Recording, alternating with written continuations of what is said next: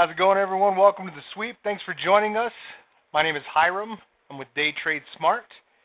As we go along today, feel free to chat in questions, comments, whatever you'd like. They're more than welcome.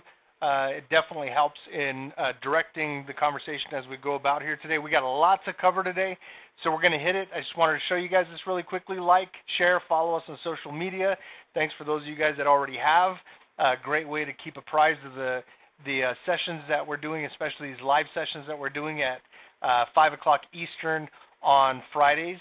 Facebook.com/DayTradeSmart, on Instagram, Instagram.com/DayTradeSmart and the number 1. And then, of course, YouTube.com/TheProvingGround. And feel free to email us if you guys have questions, comments, concerns, info@DayTradeSmart.com. And, of course, you can just go to our site, which is DayTradeSmart.com. All right, let's get into it, guys. We've got a lot to cover today. Okay. So we started last week with a series, what is day trading, right? Day trading for beginners. Let's start, from the smallest minutiae to some of the more complex things.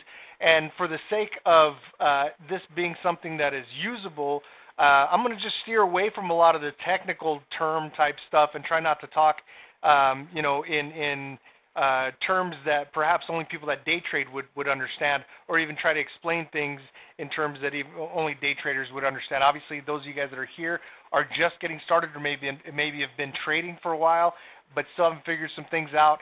And so these sessions are going to be for you guys primarily. So again, ask questions, even if it's not relevant to whatever the topic is. At some point within the session, we'll go ahead and get to those questions. All right, let's get cracking. So last time we talked, we discussed some simple concepts of day trading, right? Differences between day trading and traditional investing, myths and facts of day trading, best practices when vetting a day trading program, simple back testing, and in this session we'll cover some simple mechanics. All right, some really basic stuff. We're going to jam through some of this stuff, and if you guys don't catch it up front, obviously you can just watch it later on replay, okay, because I really want to get to some good stuff for you guys today. So let's cover candlesticks really quickly, right? A candlestick is a method with which the market measures price movement over time. So some of the most common time frames, and we'll use the Forex market like we were doing last week as our benchmark. So some of the more common time frames are going to be a yearly, a monthly, a weekly, a daily candlestick chart, 4-hour, 2-hour, 1-hour, 30-minute, 15-minute, 10-minute, 5-minute, all the way to 1 minute. Right, so that means that each of these candlesticks that you see, whether they're green or red, depending on what time frame you're looking at, that represents what happened within that time frame. For example, if we were looking at a 1-hour candlestick chart, then each of these candlesticks would be what happened in each of those hours within 1 hour of market movement. Right. So let's go over the makeup of a candlestick just so we're all clear. The first part on a green candle is going to be the open. Now, a green candle opens here at the bottom and then grows up and ends higher than it opened, which makes it green, right? And so that's the open. The high is what we call a wick. So the thin sticks, like you can see in this picture right here, some of these thin sticks are the wick. That's how high it went for that time frame. So if we were saying, again, a 60-minute or a 1-hour time frame, then that's how high it went for that hour. The low is how low it went in that hour. So at some point, if it came below the open before it finished, before the 60 minutes was up, it may have been a red candle, right? And then at some point it went up and then finished at the close higher than where it opened, where it started. So the close is higher than where it started. That makes a green candle, right? A red candle is just the opposite. The open is on top because it finishes lower than what it started, right? The high is the same. It's the wick, or the highest point it went within that 60 minutes. So as this candle was forming within that 60 minutes, it may have gone up and was green until it came below where it opened and then turned red again, right? And then the low, of course, is what we call a shadow, and that's the lowest that it went within that time frame. In this case, in this example, 60 minute, right? And then, of course, the close. Now, that's what makes it a red candle. It closed lower than it opened, therefore it's a red candle. So the end of this candle is the close. on the bottom, and the end of this candle, the green candle, is the close, which is on top, right? Okay. So pips and points, these are the increments of movement, right? So what does pip mean? Percentage in point. Okay, that's what it means. It means percentage in point, PIP. This is how price is quoted in Forex. The number to the far right, this number 4 right here in this example, is a micro pip. And it moves up or down in increments of 1. So 4, if it moved up 1, it'd go to 5. If it moved down 1, it'd go to 3, so on and so forth, right? Now, if price moved up in this example by 1 increment, the new price would be 1.19565, right? In this example, it's 1.19564. So if it moved up by 1 increment, 1 micro pip, then it would be 1.19565. If it moved down 1 increment, the new price would be 1.19563. Now, most day traders will trade on pips intraday. That's the second to the last digit. So this is the pip value right here, this number 6. That would be considered the pip value.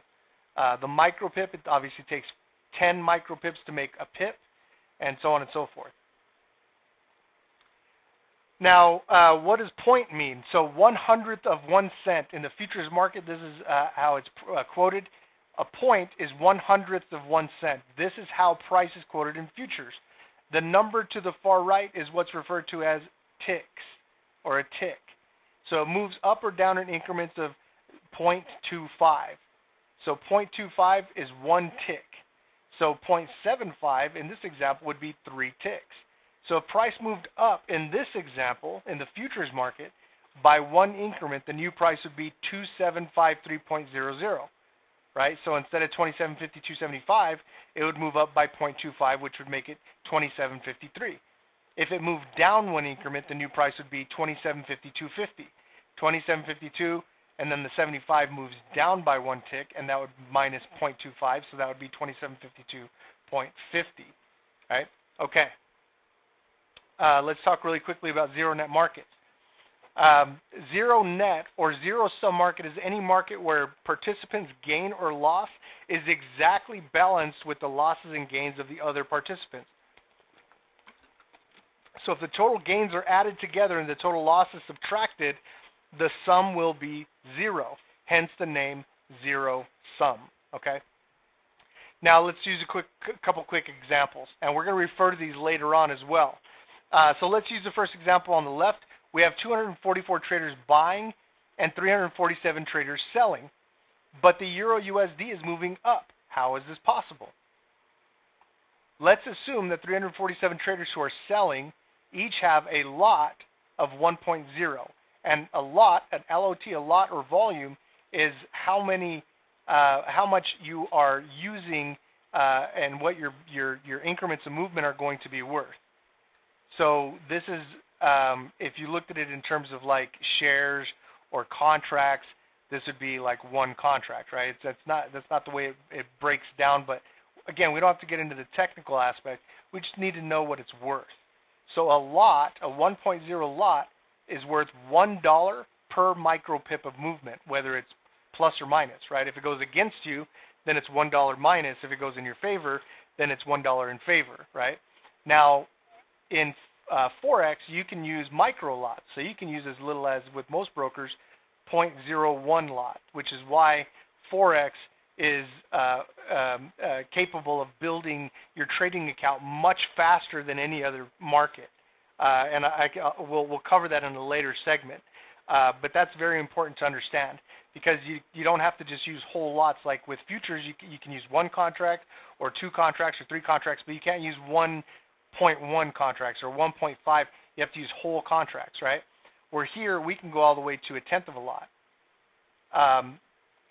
So that's something to keep in mind. But in terms of what it's worth, each lot, each 1.0 lot would be worth $1 per micro pip or $10 per regular pip. So if we had 347 traders who are selling, each have a lot of 1.0 for a total of 347 lots. Let's also assume the 244 traders who are buying, right, going the opposite direction, have a lot of 1.5 for a total of 366 lots. Because there are more lots in buy positions, the Euro USD will move up. It can only continue to move up as long as there are traders selling. It's a zero-sum market. It has to be balanced, right? Their stop loss will determine where the market may digress. So even if those traders are losing, however much it's going negative is using up the counterbalance so that other traders can continue to buy, right? And we're going to break that down even further later because this is important, especially when we're looking at some indications, okay? So let's use some examples. So let's think of it like this. Let's imagine that the market, instead of looking at like up or down or buy and sell, long and short, let's just look at it like a scale. So if this scale gets heavier, then the market goes to the buy side, right? If this scale gets heavier, then the market goes to the sell side, and obviously this one would start to go up as this one goes down, right? And then vice versa. If this starts to go down, then this would start to go up, okay? And there's a few things that make this happen, okay, like with any scale. So one, if there are more lots selling than buying, the market will move short or sell, right? So if there's more lots here than there are here, then the market will start producing red candles, right? Indicating that it's going down. If there are more lots buying than selling, the market will move long or buy, right? So if there's more weight here than there is here, then the market will start moving in the buy favor, and this would start to digress, right? Okay. So, and we get more green candles. If lots are removed from buy positions, the market can start moving short. So let's say all was equal, right? Let's say we had 100 lots here and 100 lots here, and some people took profit. So it's kind of sideways market, right? Some people took profit, and some of these lots came out of the market, right? Let's just say 20. So now there's 80 right here and 100 right here, which means the market would start producing red candles, right? Because there would be more weight right here in a zero-sum game, okay? So, and we're going to kind of hash this point out later on as well. If lots are removed from the sell position, the market can start moving long. So same thing, right? If there's weight removed from this pan, then this buy pan starts to get stronger, right? For example, if there are 100 lots in the buy pan and 80 lots in the sell pan, the market will move long or up. If at a certain point a number of buy lots are take profit, those lots are removed from the buy pan, and we would see digression back to the sell side or down movement. It may not be a red candle, but it may pull back like we saw with those wicks and shadows, right? The market moved up, and then it came back down, and then you got the body of the candle, right? But at some point, it moved up here, right? Or maybe it moved down here, so at some point it moved down there. And sometimes that oscillation, that fluctuation back and forth in a candlestick is a result sometimes of that function of taking profit or hitting a stop loss. A stop loss is obviously a bad thing, and it means that you lost that trade, right? We'll talk more about that later as well. Now, another way that can trigger the market moving is if stop loss is hit, right, like we were just talking about. These lots are also removed from the side, which in turn strengthens the opposite side, right? So anytime weight is removed from one of these pans, the other one will counterbalance and start moving more aggressively, right? Okay. So again, if you guys didn't catch all that, don't worry, because this is recorded. You can watch it later. Okay. So it's story time. Let's use an analogy. I'm big on analogies. You guys will get sick of them, I'm sure. So it's Monday morning. You're fast asleep when all of a sudden there's a crack of thunder that startles you awake. Instinctively, you grab your phone to check the time and find that although plugged in, it's dead, right? You reach for the lamp to turn on the light, and there's no power. While you were sleeping, the storm caused a power outage in your neighborhood. Immediately, you grab your wristwatch, setting on the nightstand, and you're late. So you jump out of bed and rush to get ready. Midway through your frantic pants dance, right? You guys know what I'm talking about, the frantic pants dance. The electricity is restored. Immediately, you turn on the news. The weather person proceeds to tell you that it's raining outside. You seem to remember listening to him last night when getting ready for bed. You recall him telling you the temperature outside at that moment, but no mention of any storm on the horizon. frustrated, you grab your keys and head for the door, right? The end. That's the end of the story. So what is the moral of the story? Predictive indicators. So we're going to make a parallel here, right?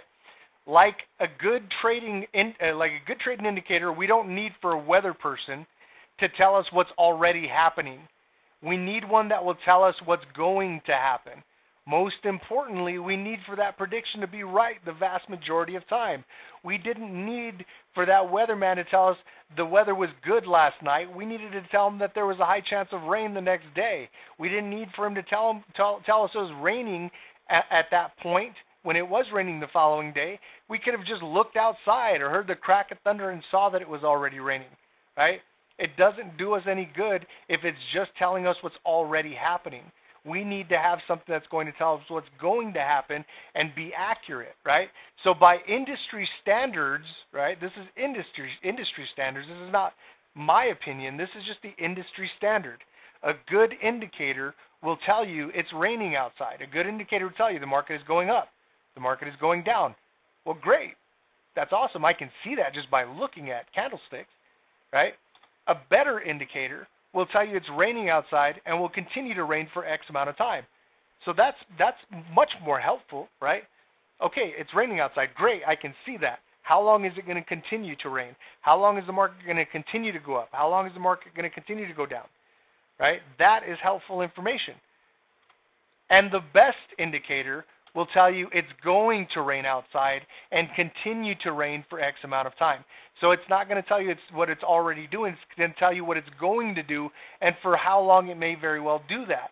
Obviously, the best wouldn't be the best unless it's also right the vast majority of the time, right? If you had a weatherman tell you, hey, listen, it's going to rain tomorrow, and so you need to take an umbrella, but he's only right 50-55% of the time, you may stop listening to him. You may change the channel and look for somebody that's going to give you a better readout, right? Because that's a coin flip. It's like, well, do I bring my umbrella? Do I don't? Should I plan to leave early tomorrow morning because there might be traffic or road conditions may cause for there to be slowing, and I may not get to where I'm going on time, right? All these things could be planned for if you had an accurate prediction. Right, so it has to be accurate. If it's 50 to 55% of the time, it's give or take.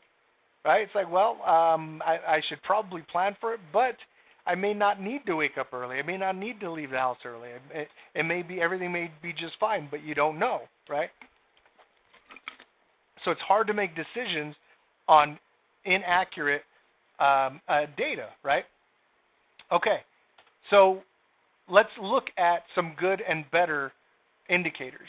And by the way, what I'm going to show you right now is not only pretty much standard in the industry.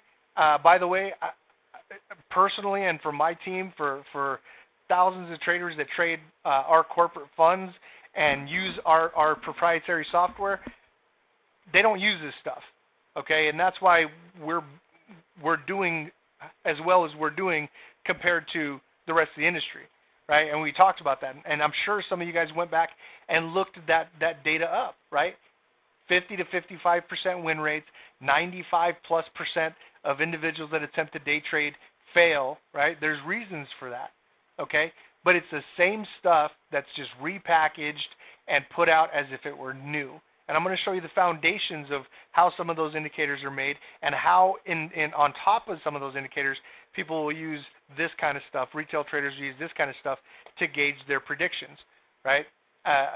So the first is support and resistance, right? And I'm sure for those of you guys that are on here that have traded before, you're saying you may be questioning whether or not I use support and resistance. Well, my indicators tell me levels of support and resistance, so I guess in a way I do, but not in the traditional way of drawing them, right? Although I may draw them, I don't draw them based on my eyesight. I draw them based on something that has a track record of being accurate, and we'll get to that in a moment as well. So what is support and resistance for those of you guys that don't know? This occurs when falling or rising prices stop, change direction, and begin to go the opposite direction. Support is often viewed as the floor, so it's on bottom of, so if your price is above a level, a stopping level, then the level below you is the floor or support, which is supporting or holding up price. Resistance is a price level where rising prices stop, hit the ceiling, change direction, and begin to fall. right? So the resistance is like the ceiling, okay? Now, and we'll look at some examples of this. Trend. Do we use trend in our trades? Not very often, if at all, right? Because the trend. So we'll explain. The trend is a tendency for price to move in a particular direction over a period. Trends can be long-term, short-term, upward, downward, and even sideways. So a tendency, the definition is a tendency for price to move in a particular direction over a period. The problem is that you don't know it's a trend until it's already a trend, right? Now, does it mean that the trend is going to continue? That's the question, right? So this is a good indicator, right? Good, better, best. This is a good indicator of what the market is already doing, not a good indicator of what the market is going to continue to do. There's a saying in day trading, the trend is your friend until the end, or the trend is your friend till it bends. You know, in my opinion, it's only a good friend if it's always reliable, right? So maybe it is a friend, but maybe not a very good friend, not the best friend. Let's say that. Maybe it's just a good friend, not a best friend, right? Okay.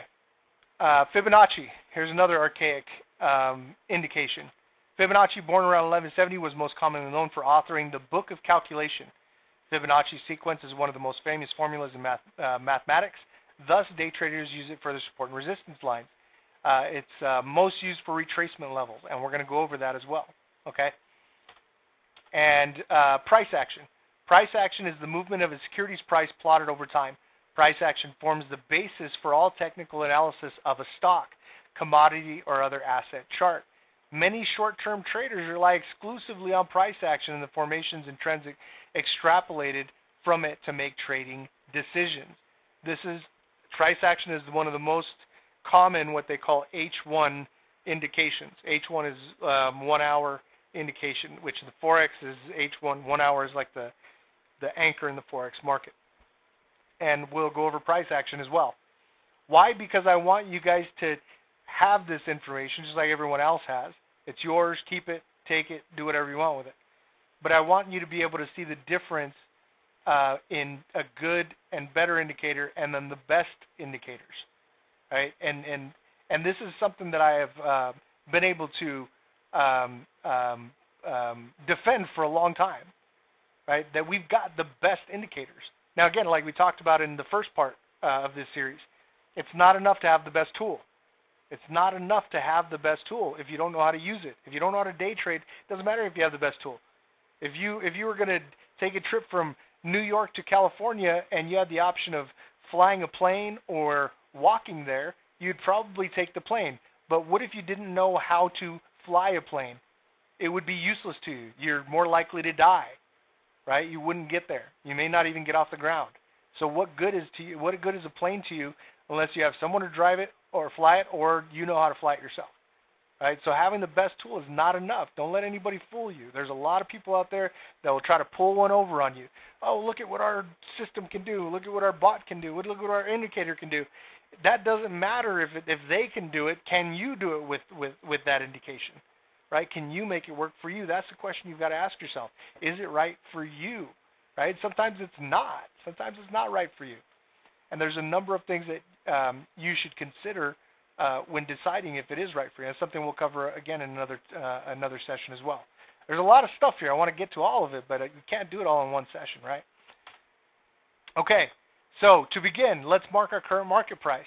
So if we had candlesticks like this, then over here to the right, to the far right, this candle right here would represent where the current market currently is, right? And that candle would normally be moving, right?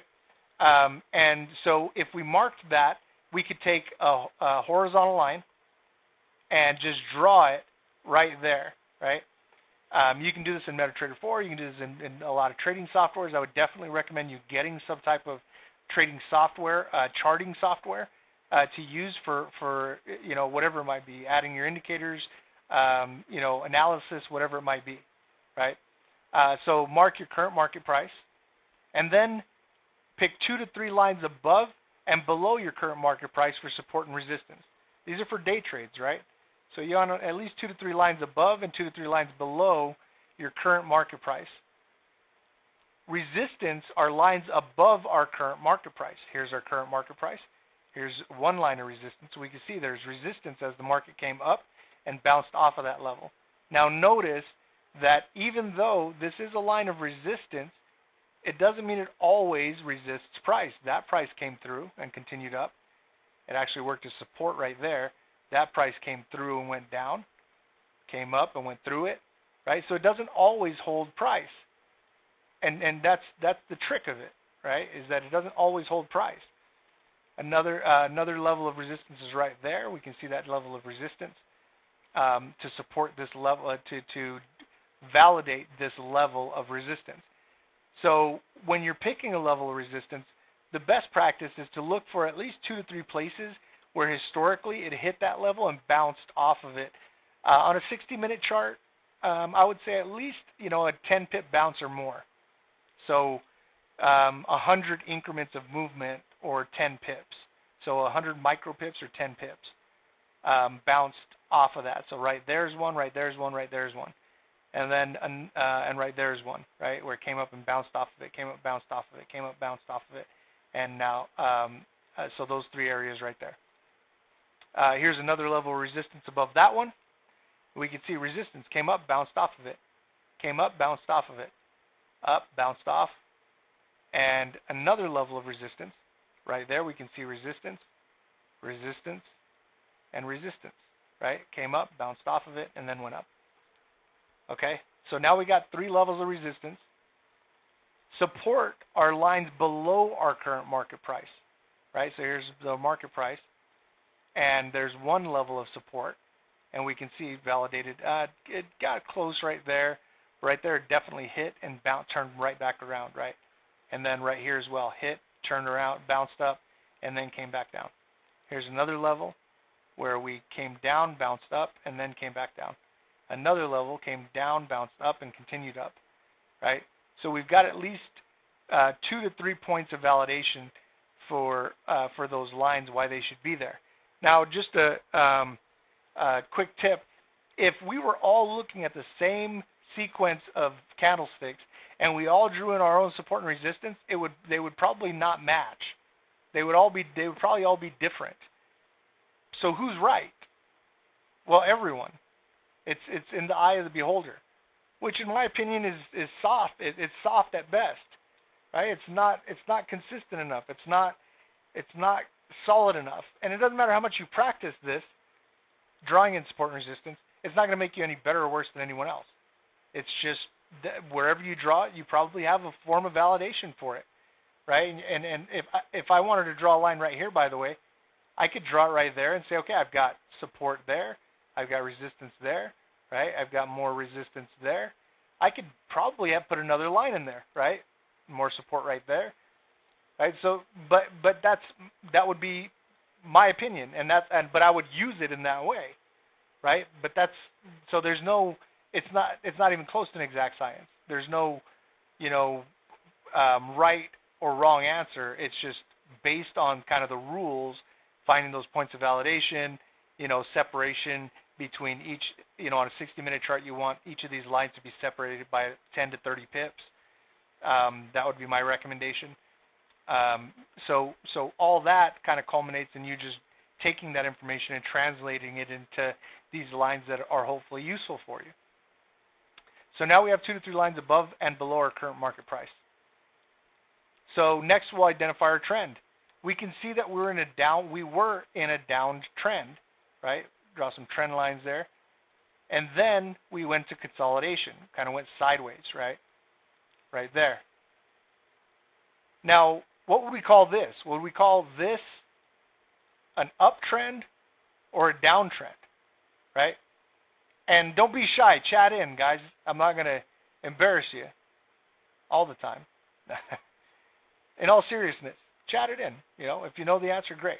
I'm not going to wait for the answer, but by all means, chat it in, right? And any other questions you guys have, by the way.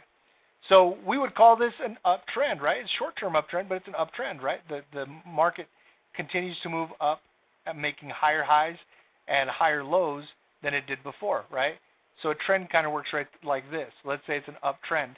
We have a peak, we have a valley, a peak that's higher than the previous peak, a valley that's higher than the previous valley, and so on and so forth, right?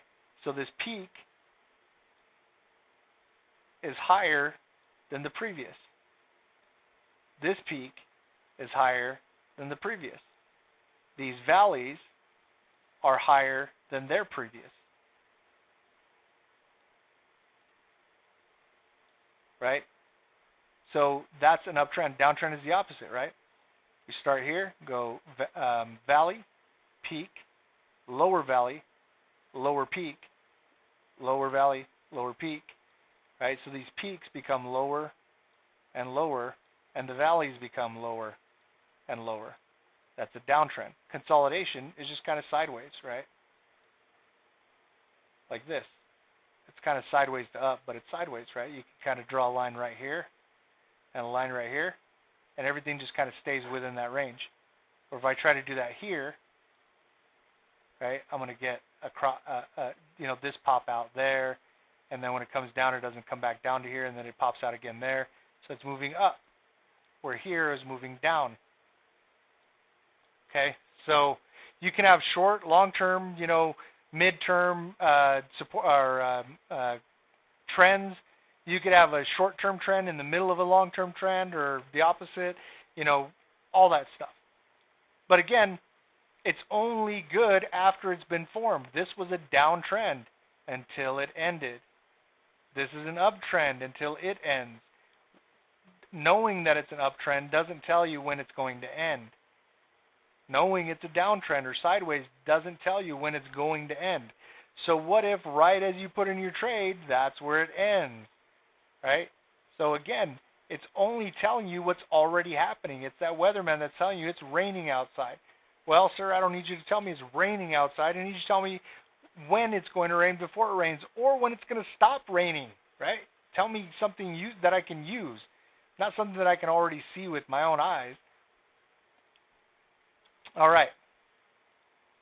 So we have an uptrend here, right?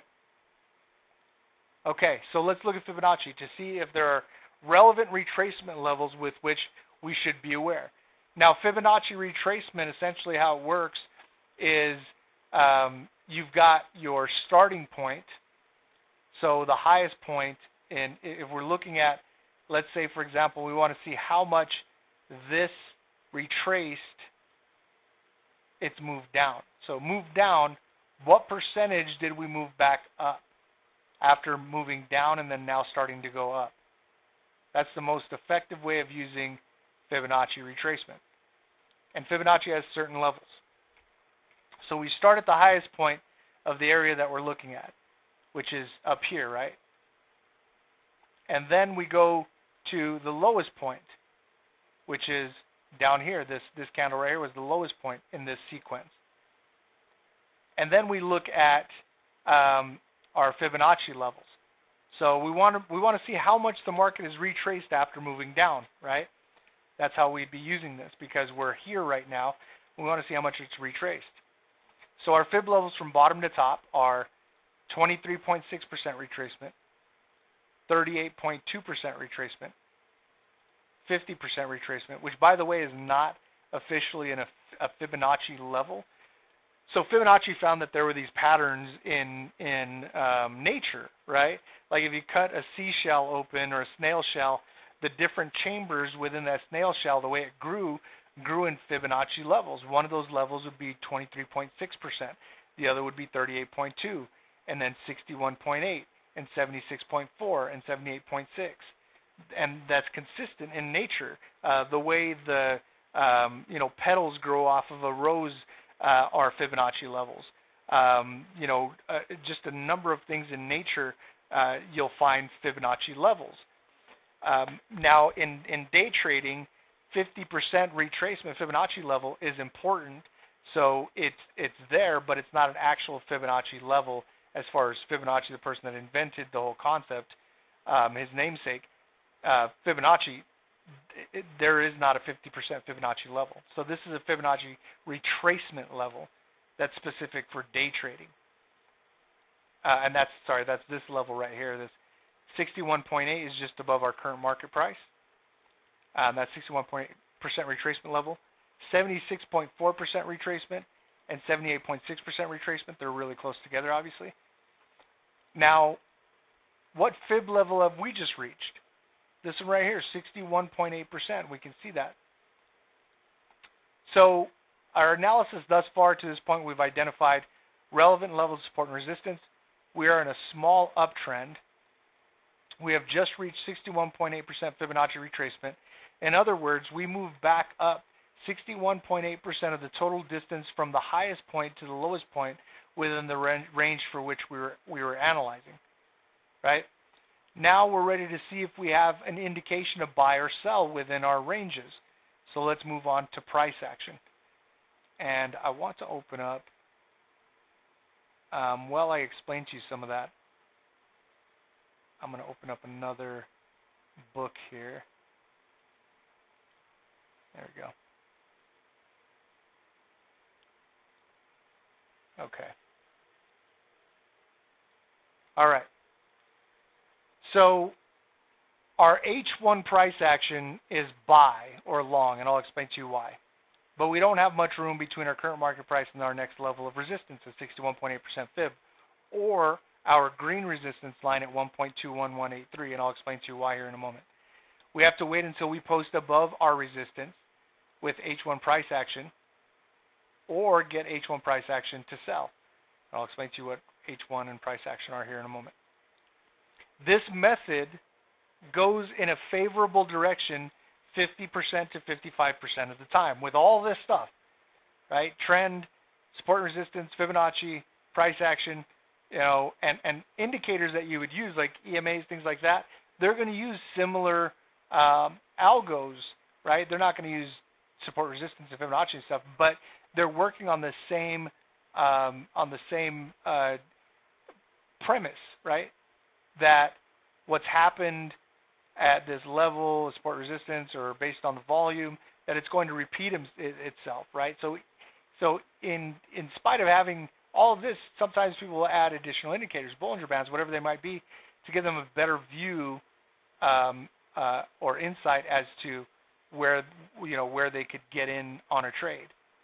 So 50 to 55% of the time, it goes in a favorable direction with all that included.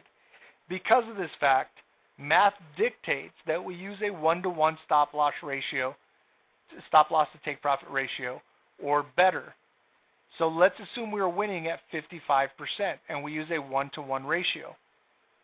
That means that if we want the market to go up by 5 pips, then we're also risking that if it goes down 5 pips, we're going to lose. That's a 1-to-1, right? Our risk is the same as our reward. It's a 1-to-1. We couldn't use a 2-to-1. We wouldn't be able to do that, right? Because if we only won 55% of our trades and we were losing twice as much, 45% of the time, then we would lose profit. We wouldn't make money, right? And we can't just decide these numbers. We don't just get to decide where we're going to set our stop loss and take profit. It doesn't work that way, right? You can, but it doesn't mean you're going to be right. And statistically, you're not going to be right if you just guess or just decide. Right? You're not going to be right. It may win 90% of the time, but we talked about that last week. That doesn't mean you're making profit. Matter of fact, you can still lose and never make money at 99% win rate, because that one loser could wipe out all your profits. Okay? All right. So, and again, we'll do a whole segment on just that, but not today. That's thick. It'll take the whole segment for that. Okay. So, if our trade is with trend, okay, we will take profit 50% of the distance between our entry, wherever we enter, and the next level of resistance. If we are against trend, we will take 25% of the distance between our entry and our support level, right, in this case. So our stop loss will be set to the same distance in the opposite direction of our take profit. For example, 5 pip stop loss, 5 pip take profit. Okay, so we'll get to that in a moment. Let's look at our analysis. Let's go back. And here's the same analysis, right? on this charting. And right here is where we are at 61.8% retracement. So we can see that right there at that orange line is 61.8. So we're with trend, and price action is basically just saying there's a couple ways to look at price action. Actually, a few ways, but one is if you've got a candle, let's say this candle, that has a high higher than the previous high and a low higher than the previous low, then that's a buy, price action buy, right? That's an indication to buy, okay? And if you have a low that's lower than the previous low and a high that's lower than the previous high, then you have a sell indication, okay? So lower high, lower low is a sell indication. Higher high, higher low is a buy indication. That's price action, okay? One candle compared to the other. Now, if you have a candle that is both, let's say this candle, a higher high and a lower low, right? So we don't have a higher high and a higher low, or a lower high and a lower low. We have a low that's lower than the previous low and a high that's higher than the previous high, right? So we have both. This candle is green. Therefore, that's a price action buy or long. If it was red, then it would be a price action sell or short, okay? Now, if we have, so I'll show you an example of one of those then. This one has a higher high than the previous and a lower low than the previous. And it's red, so that's price action short, okay? And then we have the last one, which is it is neither higher nor lower. So we have a lower high and a higher low, right? So in one way, we can see that we have up, higher high, higher low, right? So these are pointed up. In another way, we have lower high, lower low, down, okay? And then in another way, we have a higher high, and a lower low. Green is a reversal, so we would go buy if it was red, like this one, higher high, lower low. That's sell. And then this one is neither. They kind of come in, right? Lower high, higher low. This is indication of sideways movement, right? A little bit up, a little bit down, a little bit up, a little bit down, sideways movement, okay? So that's consolidation if it starts getting smaller like that. Okay. Now, here's the quick rules. I have a reversal candle, right? Because my low is lower and my high is higher, and it's green. So I have an H1 price action buy or long, right? Now, what did we say? This is our entry, and we're with trend, so we're going to take 50% of the distance from here to our next level of resistance, which is about 3.4, 3.5 pips away, 3.5 pips up. Now, we said we're going to take 50% of the distance with the trend from our current market price to our next level of resistance, right? Which that's not enough really to make a trade, so we're going to skip it. We don't have enough room, right? Now, if we were going to sell, then we would have to wait for a candlestick to come out that, let's say we got another candlestick and it was red, and then we got another candlestick that was red, but it had a lower high and a lower low, then their price action would say, now we can sell to that level, but we would only go 25% of the distance from here to there because we're against the trend that we identified. Okay? So right here, we don't have enough room. We could probably, obviously we could take, just a really small trade, but we're using a 1-to-1 ratio. That means that if we're only taking let's say 2 pips of take profit, then we have a 2-pip stop loss, right? And that may be too quick. That may come down, touch our stop loss, and then continue up, which would suck, right? That wouldn't be cool. So that might not be enough room. That might not give us enough room. So we're not going to use that, right? That's where some discretion comes in. We start thinking more discretionarily, okay? So we're going to wait for another price action, either up or down, and decide at that point if we can take the trade. So right here, we move up, right, quite a bit. It looks like it moved down 2.1. So if it would have moved down before doing that, even though it went all the way up there, if you hit your stop loss, then you're out, right? So some of you guys might think, well, maybe I should just move my stop loss out further. Okay, so let's look at that. You're winning this. Let's just use 50%, because 55% is not going to be that much different, but 50% is easy to work with. 50% win rate, right? And you took 10 trades, right? 5 of them were winners, and let's say you took 5 pips on each of these trades. So that's 25 pips, right? So you had a 5-pip take profit. And if your stop loss is 5 pips, then you had 5 losers, right? 10 trades, 5 winners, 5 losers for the same amount, for 5 pips. Okay? So you lost 25 and made 25 in those 10 trades. But you really lost because this equals 0, but each of those trades costs you commission to put in that trade. So even if it was just $1 commission, well, then you're actually out $10, right? You've lost $10 to break even. You're not going to make money this way in the markets, any market, right?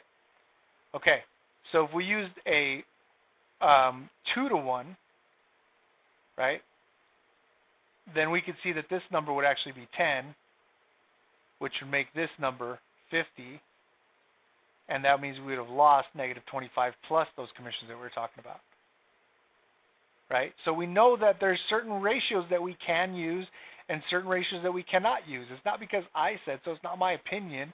It's just math.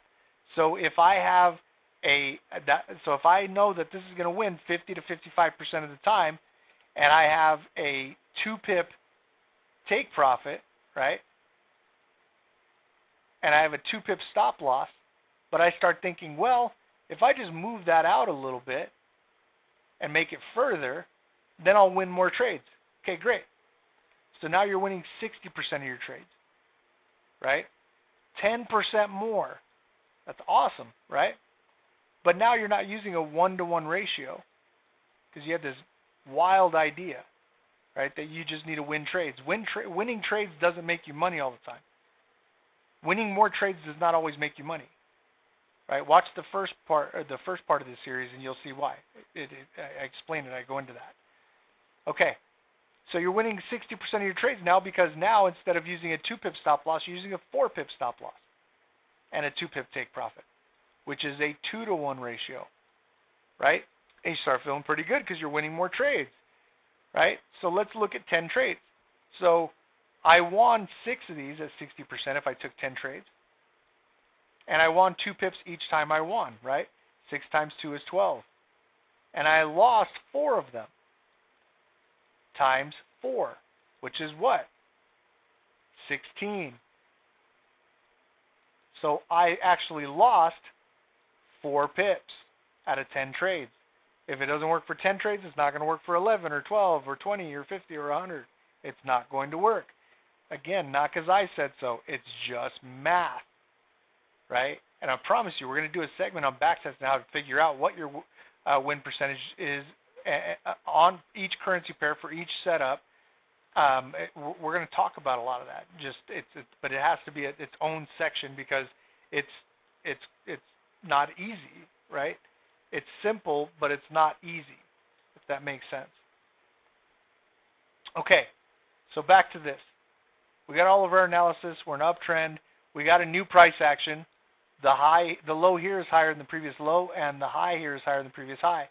So we've got a H1 price action buy or long. when this candle ended.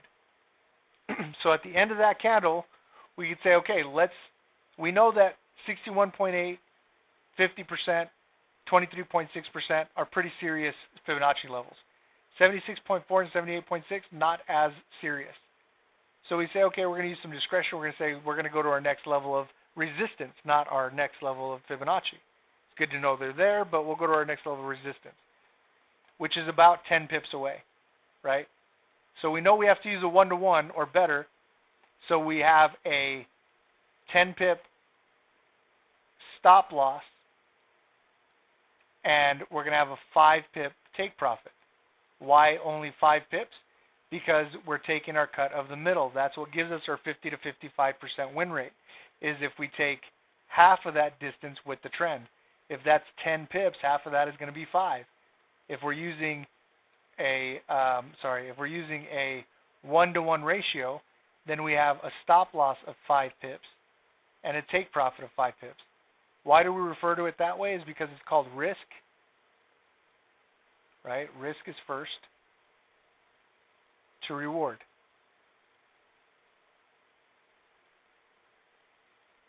If you guys remember anything about this session, it's this. The number one thing in day trading that will make you successful is proper money management. Proper exit strategy, proper money management, right? If you don't do those things, you will not be successful as a day trader. It's like if I told you, if you want to learn how to ride a bike successfully, you have to pedal, right? Otherwise, you're not going to ride a bike successfully. You may coast it down a hill every once in a while, but that's it. You're never going to ride a bike. You're going to, it's equivalent to just sitting in a stroller and rolling down a hill, right? But if you want to learn how to ride a bike, how to bicycle ride, you need to learn how to pedal and keep your balance. So can anyone argue that you don't have to pedal to bike ride? No, we know that. It's just a rule. That's how we bike ride. Well, it's the same thing here. If you don't do money management, you're not going to be a successful trader. Rule number 1, 2, 3, 4, 5, and 6, right? It's the alpha and omega rule. Money management is number 1. If you don't do that, it doesn't matter how good your indicators are, it doesn't matter how good your setup is, it doesn't matter what guru or who told you what. If you don't have proper money management, you're not going to be successful as a day trader. But because it's called risk to reward, then our stop loss is first. Stop loss, take profit. So this is a 1-to-1 risk to reward. 5 pip stop loss, 5 pip take profit. Right? If it was a 2-to-1, then it would be a 10 pip stop loss, 5 pip take profit. Whatever this number is, if this is a 1-to-1, then this is going to be equal to this. If this is a 2-to-1, right? You guys get it. This is going to be double whatever that is, so on and so forth. Or a 1-to-2 would be the opposite, right? A 1-to-2 would be a 5 pip stop loss and a 10 pip take profit. Right? So you guys get it. Okay. So we've kind of mapped all that out. That means that we would be taking a buy trade right here for 5 pips. And we move forward and we see, great, it moved up 8.7 pips and moved down 3.4 pips. So we would have gotten our profit there, right? Had we taken that trade, great. Took profit, awesome. So that is your standard analysis and execution in day trading. These same techniques are used in futures, Forex, whatever it might be, right? So definitely watch more of this video. And a lot of stuff that I talked about, Fibonacci, support, resistance, trend, price action, you can Google all that stuff. You'll find all that stuff online. Go look it up. I'm not going to spend more time than I need to teaching it to you because, frankly, I think it's garbage. But if that's where you need to get started to figure it out for yourself so that you're not taking my word for it, but you're seeing for yourself that it's garbage, please, by all means, I'll show it to you and so that you can see for yourself. I don't expect for anybody just to take my word for it. All right? Okay. So now you've seen kind of what a good and better indicator looks like. These are the best indicators. I'm not exaggerating. I've put them against the best. And we're at closest, we had, you know, a system that got, that was delayed, gave an indication, a candlestick later than ours. So ours was faster by one candlestick. If it was a 60-minute candlestick, then that was faster by 60 minutes. If it was a 1 day, it was faster by 1 day, 1 week, whatever, right? So it's faster by one candlestick. That, with that exception, we are at least 3 or more candlesticks faster than anyone else. That means that we're getting a predictive indication faster than anything else. And if somebody else has something better, they're not offering it to you. They're keeping it for themselves. Because I've never seen it. So that means that it's not offered to anyone, and they're just keeping it to themselves. Or I've just never seen it. Obviously, I haven't seen everything that's out there. But I keep my ear to, you know, to the grindstone, and if something does pop up, I'm generally quick to check it out to see if it's good. I'd like healthy set of competition. I don't mind it. I think it'd be great if there were multiple there's room for everyone. It's not like I can be the only one or somebody else can be the only one. There's room for everyone. We can have multiple organizations out there that provide a viable product, right? Look at Apple and Android. They both provide smartphones, and they both have their share of a huge market cap. So we could do the same thing with day trading. Problem is that there's a lot of garbage out there. 90+% of it is garbage. There's no wonder why 90+% of individuals are failing as day traders, right? I'm not just making that up. We're not just throwing out hyperbolic numbers. This is real. This is fact. You can look it up. Okay, so let's look at how that breaks down. Well, let's look at one of our patterns. Now, these patterns are just really systematic. They don't require you to have to learn how to read the intricacies of our indicators, but just identify a square peg, square hole, like we learned last week with dirty pressure. All right, this is a little more intricate, but it's called a hiccup pattern. So these are the majors and minors, these green, red, gray, and black lines, and these are the pressure indicator, green and red down here. So red major overbought and pointed up, not touching green major at the end right there. Green major overbought and pointed down, not touching red major. It's what we call a hiccup. Now there's a hiccup pattern, but this is just which is what we're looking at. But just this doing that, which the minors can do that too, is called a hiccup. The lines within the pair disagree. Green is down and red is up, and they're not crossed or touching. That's a hiccup. That's the first indication that we want to see when this is forming. Black minors are overbought, pointed down and crossed with gray minor, touching or beyond the overbought threshold, this blue line. Gray minor is overbought, pointed down and crossed with black minor. So those are crossed and pointed down, touching or beyond the overbought threshold. Guys, hang with me because I'm going to show you how this breaks down and what each of these mean. But I can give you a pattern that you don't have to know what all of it means just to be able to identify the pattern and trade it, right? But later, as you get more experience with it, then you can start reading it just like we do. Read it like a book and not have to wait for a pattern. Or just choose to trade just the patterns for the rest of your tenure. Either way is fine. They both make money. Red pressure, the pressure line, is below green pressure, so down there. And green pressure is above red pressure. Pretty simple. And the candlestick. We just want it to be opposite direction of the trade because that shows that there was some buy-in to what's happening here, and I'll show you. The sell is just backwards. It just happens upside down, right? Green is up, red is down, not crossed or touching. Minors are crossed and touching the red threshold. Green is on bottom instead of on top, and we have a green candle instead of a red candle. Now, this is semi-illogical. We call them illogical because this more looks like it's starting to bend and go up. Plus, we're getting a green candle. But what we're speculating here is that it's going to go down. And then there's two follow-up trades that I'll show you. And then when it's on top, like we saw in the previous example, when, green is down, red is up, on top up here, then we're actually buying. Okay? So I'll show you guys some examples of that. And we're really going to break this down. Okay, so hold on. All right. Okay, so let's go back. Let me get rid of some of this noise here, just so you guys can see. We're just going to use a 60-minute chart. Let's go back here, and let's see. So you can see the minors, this is not it, but you see the minors can also create that hiccup, right? These lines don't agree, gray down, black up, and they're not cross or touching. Now, when the majors do it, it means something different than when the minors do it. And we'll talk about some of that here in a moment. All right, so let's look for our setup. Okay, so here's one.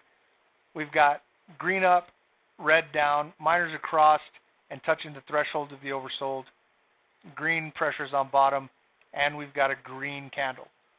Okay, so right here we would be looking for a short or a sell, right?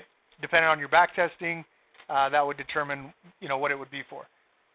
Let's just use the same parameters that we used last week, right? Because I'm not gonna have you guys back test this. We'll just make something up, right? Like we did last week, and I think we used a 10 pip stop loss, 5 pip take profit. So we'll use the same thing, right? We try to use the same thing just so we can always use it as an example. All right, so we'd be looking for a sell on the next candle. It went short, 16.5 pips. It only went about 1.5 pips up. Okay, so let's look for another one overbought. Okay, so here's one overbought. We've got green down, red up, minors crossed and touching the blue thresholds. We've got green on top in pressure, and we've got a red candle. Okay, so let's break this down. What are we seeing? What is it telling us, right? If it could speak English, or we could speak its language, what is it telling us? Well, let's see the deception in the candlesticks.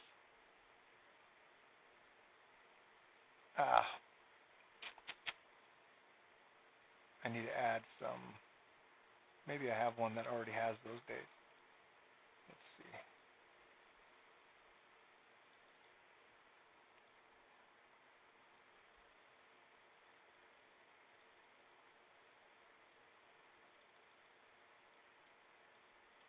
Whoa, we went way out there. I don't even know how we got there. Where were we? Start over. There we go. Okay, there's that one. Okay, there's that one. Okay. All right. So let's look at a clean chart right here.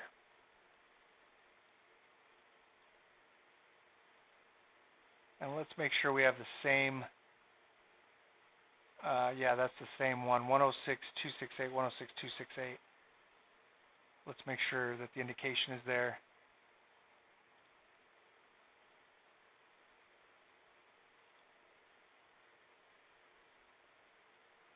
Yep, okay, good. I think this one just goes further back. Okay. So, clean chart. All right. I don't know what that is. Erase that. Okay. If we're going to look at this, well, knowing nothing about the market, we could obviously see this as a downtrend. Even if I just asked someone who knew nothing about trading, just on a guess, would you say this is an uptrend or a downtrend? Well, this is a downtrend, just because the sound of it and the way it looks, right? So it's pretty obvious this is a downtrend. So let's just channel that real quick. Let's use, I don't want to go from way up here because that's going to be too wide. Let's try from right here. That's good. And then right there, right? Okay, we got our channel, right? Everything's kind of staying within that channel. So we identified our trend. Let's look at our support and resistance like we were doing before, right? So we got resistance right there. We can see it, our validation, right? Boom, rejection. That popped up a little bit, but rejection, rejection, rejection. And then right here, we're starting to get rejection, right? And then right there. Now this is our current market price right here. And got a level right there, right? We see the boom popped up right there. Another level probably right here somewhere. Yeah, that's good. Rejection, rejection, rejection. Okay, good. So we got a couple lines above and below our current market price. we don't have to do a Fibonacci and all that stuff. Let's just look at what we've got here. Okay. So based on what we were talking about earlier, what do we have here, right? Well, we have the market has moved in this downtrend.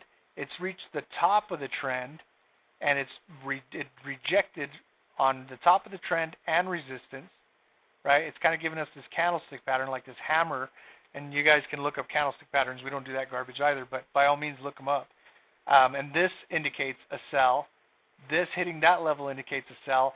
Being at the top of the trend and bouncing off of it indicates a sell, right? So everything for our technical analysis, like we just went over, is saying sell, right? Now, in addition to that, we need our H1 price action, right? So everything is saying sell. Okay, now we need something, our trigger, something that says, okay, now go ahead and get in, right? And we get it right here with this candle that we were just looking at, because we have a high that's lower than the previous high and a low that's lower than the previous low. So this is and it's red, so this is an H1 reversal short. That's the entry, right, that we were looking at before. Now, this is our current market price where we would have entered, and we have roughly about 30 pips to our next level of support with trend, which means we would take half of that, so 15 pips, right about there. That's where we'd be going toward, right? Now, if we were winning this 50 to 55% of the time, we would use a 1-to-1 or 1-to-2 stop loss to take profit ratio, right? Okay, I want to make this line blue just so we know that's take profit for that garbage. Okay, now check this out. We have a hiccup pattern, just a simple pattern. And in spite of the fact that there's 1, 2, 3, 4 points of validation there to sell, this simple hiccup pattern is telling us, nope, it's time to buy, right? Now, you can use the pattern to justify it, but I'm going to break down what the pattern is actually saying so that you can see what these indicators are actually doing and telling us, okay? This is telling us buy, okay, first of all. So on the next candle, we're going to buy, not sell. We're going to buy on the next candle. And that moved up. Now, just looking at this, a couple things happen. We've got majors now pointed up, minors now crossed and pointed up after crossing and pointing down, right? So now we're vastly overbought again. So this is telling us, which is a common follow-up to a fake out, this is telling us get ready to sell. Now, sometimes it's as soon as that candle ends, get into a sell. Other times it's position, right? Get ready to position for a sell. Let's look to see if there is any positioning.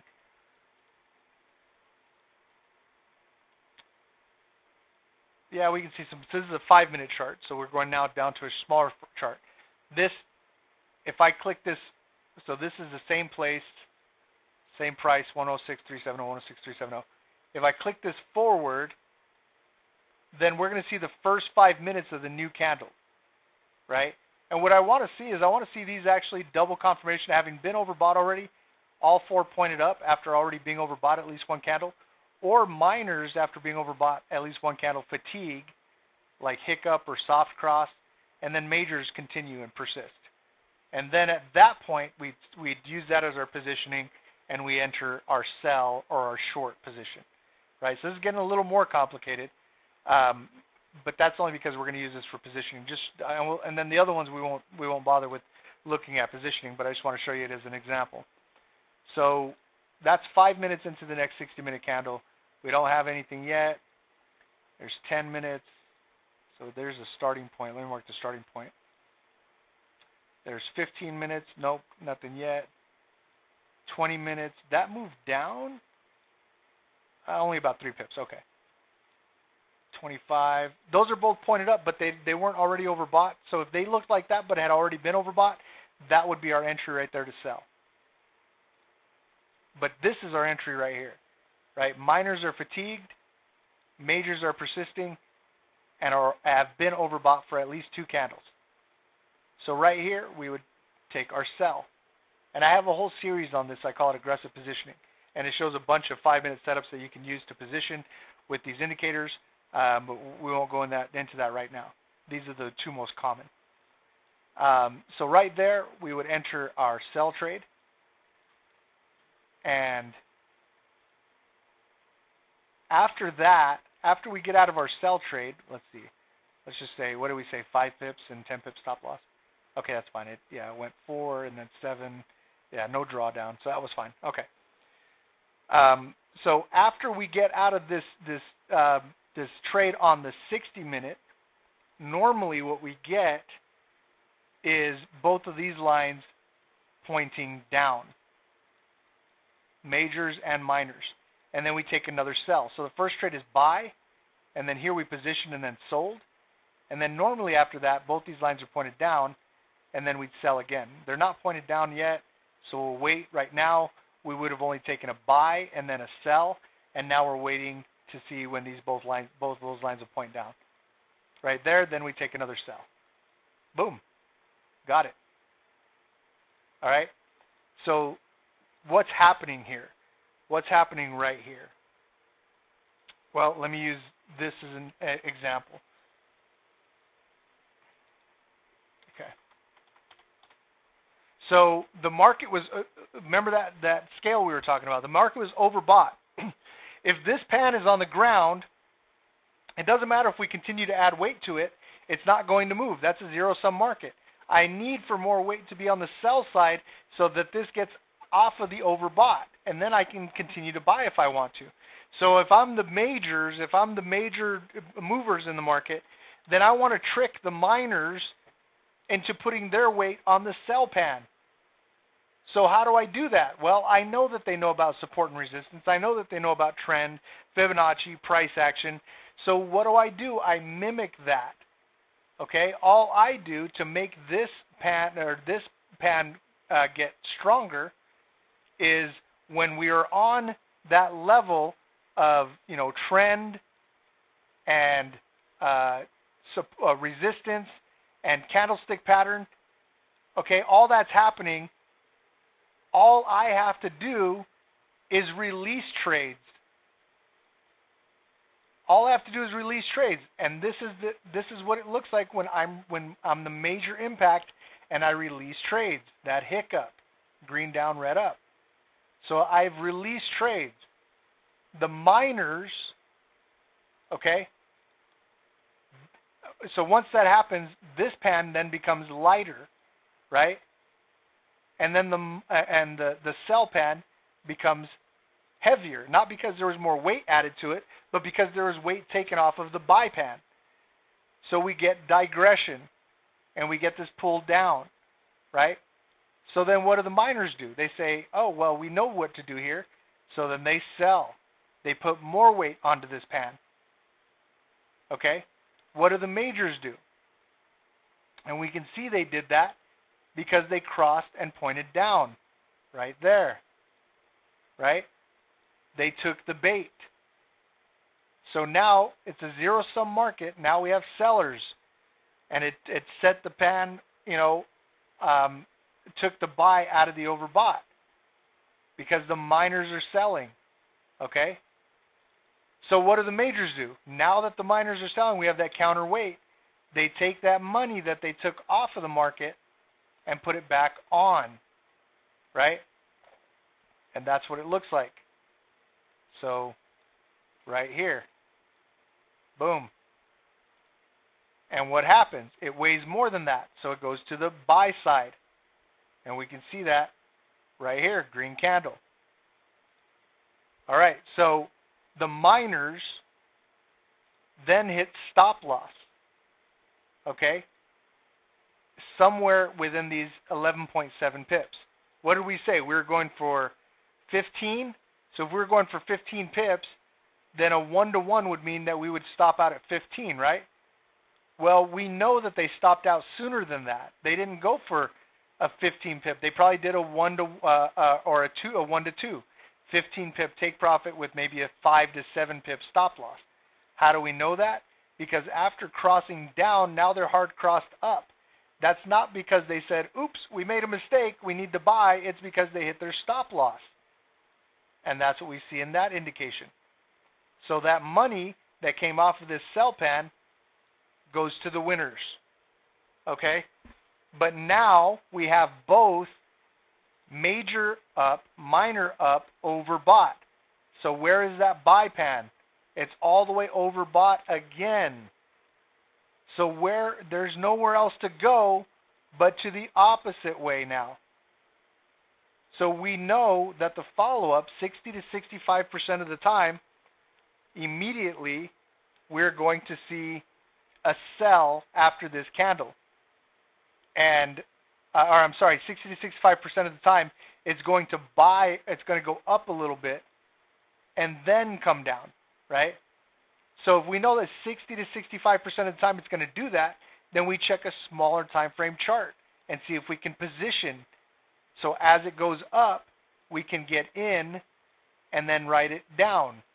So right there, right, as it went up. And on that 5-minute chart that we were looking at, let's see what price we got in. 106.479. So if I drew 106.479 right here, 106.479. Oh, look at that. Almost at the very top. There's just a little bit left over on top right there. Maybe 1 pip. Almost at the very top of that candle. And then came down with it, right here. Got in and then came down, right? Okay. So after that, there's some follow through, which is usually both of these lines pointed down. A lot of times they'll make dirty pressure like the setup we saw last week. Green on bottom, all 4 lines pointed down, so we sell again. So here we bought, and then we waited for that and we sold, and then we waited for that and then we sold. We sell again on the next candle, right? So here's our sell. Boom. Okay, so let's see if we can see it. Let's find another one here. Okay, so this is actually a head fake.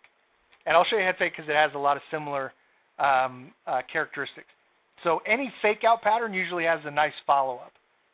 So head fake, the majors are really releasing trades, causing for that cross, but you can see they're still way oversold, right? Where minors are crossed and entering the channel. So they're both crossed and pointed up. Green is on bottom in pressure, and there's a green candle. We're going to sell right here. That's what we'd be looking to do right there, is short or sell. It looks illogical, right? Because these are pointed up. Why are we selling? Because that's what the indicators are telling us to do. And this is another pattern. It's called the head fake pattern. And we send out notifications for all these patterns. Hiccup, there's hiccup and head fake right there. Those were towards the end of the day. So we'll go and look at some of those that happened today. But right here, we would sell. Now, after that sell, here we go. We see this double. We call it double confirmation, just like before, right? The hiccup, they pointed up, and then the minors pointed up with them, and so all 4 of those lines were pointed up. So then we got ready to sell, and then after that we sold again. So we bought, we sell, right? So right here we would do the opposite. We would sell, then buy, right? Now, it's not because these lines are pointed down. It's because these lines are pointed down after a fake out. So the majors faked out the minors, but remember that pan is now all the way oversold. So there's only one place to go but up. Now, we know 60 to 65% of the time it'll still go down a little bit. So we can either position or just get in and account for that down movement, right? So let's not look at position. Let's just go forward and see what kind of drawdown would have had and what kind of profit it would have moved up into. So it moved down about 9.4 pips, moved up about 7.6. So that's pretty close, right? I mean, another 0.6 micro pips, and with our 10 and 5, we would have lost that trade. But it just missed us and came up and went 7.6. And it could very well have gone up first and then down and then up, but we're not going to look at that. Let's just continue on. Now we can see that now these are both pointed up. And so that's the next indication for the next follow-up, which is a long or a buy trade. Boom. And that one moves up 22.3 and moved down about 5.2. Okay. Let's see if we can find another example.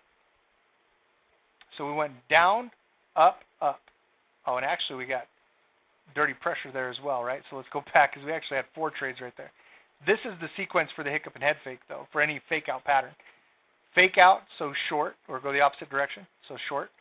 And then double confirmation, so go long on the next, so buy on the next candle. And then agreement, major, minor both pointed up, so buy on the next candle. And then ironically enough, we actually have another dirty pressure set up, green on top, all 4 lines pointed up. So right there, if we wanted to, we could even take another buy. That's the one we learned last week, right? And there's another buy. That one moved up 18.8 and about 3.3 drawdown. Okay, let's see if we can find another example. No.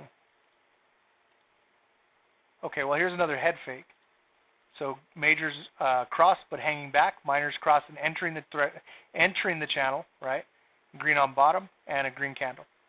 So right here we would sell or short, right? Let's see what happens. Okay, good.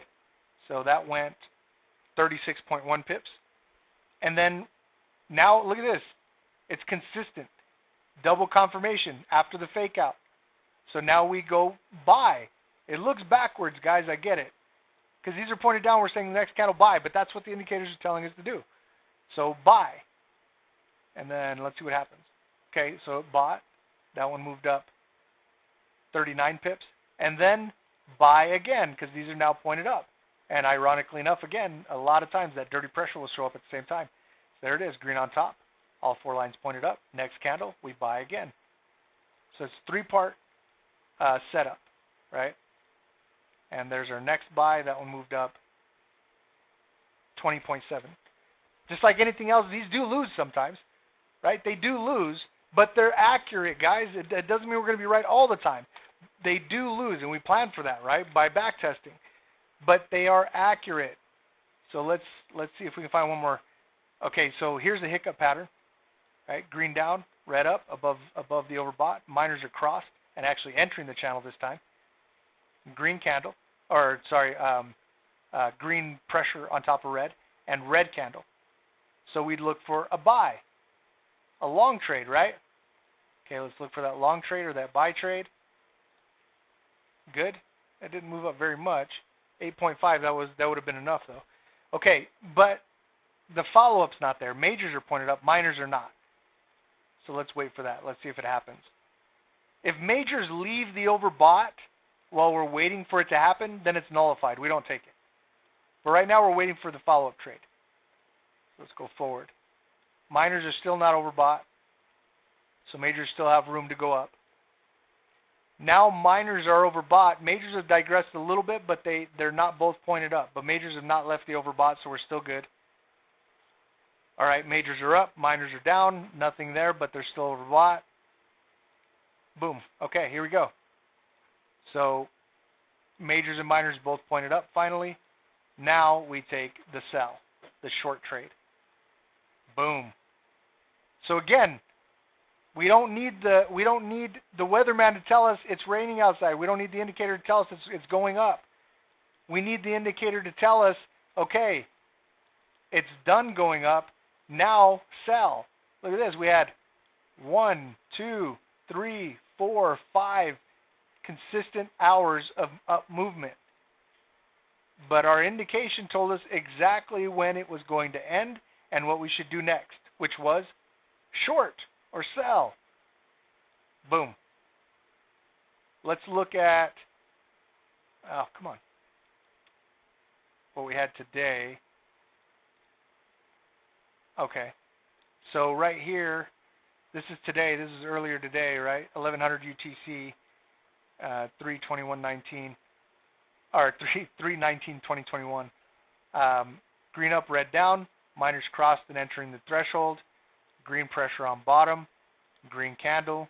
So we look for a sell. And let me click forward. Boom. There's our sell. That one moved 6.9. Both of these are not pointed down yet. right? Majors are oversold, pointed down. Minors not oversold yet. So let's wait, see if it plays out. Okay, right there. So then we buy, and there's our buy, and then buy again. Look at that. Can't make this stuff up, guys. And we alerted for those. So I couldn't fake it even if I wanted to, right? Hiccup, Euro USD. There it is right there. Yep, that's the one. Because 5:55 Mountain Time is, so 6 o'clock, and right now we have a 6-hour difference. So that's 12 would be, so this would be 11:55 UTC, right? And that's this candle right there. So you can see we send out those notifications 5 minutes before the top of the hour. Okay, so let's break that down again. Majors, or the major impact was overbought, and they wanted to continue to buy. So what did they do? They got the miners to sell. By what? By removing weight, which caused for the counterweight to offset, and we can see that green down, red up. They were not buying. They were neither buying nor selling. They were just releasing trades, right? And that caused for this pan to get lighter, which then caused for this pan to get heavier, right? So then things moved to the sell side, enough that the miners were convinced that they were going to continue to sell, so then they put their more weight there. And we saw that because the indicators crossed and pointed down. So we know, okay, they're selling. And then what did the majors do? They took the money that they took off of the market and put it back on the market. And that weighed more than what was there. So what happened? And we can see that, green up, red up. Then the market shifted back to the buy side. And the miners hit their stop loss. How do we know? Because after the cross down, they abruptly crossed back up. That's an indication of a stop out. And that money came off of this pan and into the hands of the winners, right? And then it went vastly overbought because now miners have less weight there because they're stop loss, and majors have more weight here because they added weight. So now it's overbought. And that gave us the indication to position to go down. And then after that, a follow-through trade again. So we bought, sold, sold. And there's the magic. So again, good, better, best. Good indicator tells you it's raining outside. A better indicator tells you it's raining outside and for about how long it's going to rain. The best indicator tells you it's going to rain and for how long it's going to rain for. All right, so there you have it, guys. That's all I've got for you guys today. Definitely go back and watch the replay to learn about pips and points and how to count pips, look at zero sum, Google some of this stuff. This is the last time I'm going to show you guys about technical analysis. Stuff gives me a headache. Support, resistance, trend, Fibonacci, that's garbage. You guys can have it. Do whatever you want with it. I don't want it.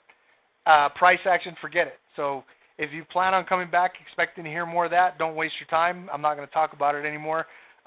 We will be talking on the next session about some other minutia, but we'll also get into looking at MetaTrader 4, how to place trades in MetaTrader 4, how to set up a demo account, how to count pips, how to set stop loss and take profit, and a couple other things.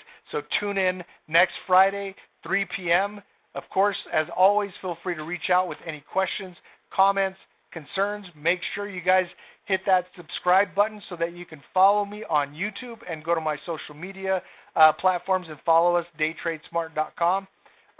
And we will look forward to speaking with you guys next week. Thanks for your time and have a good one.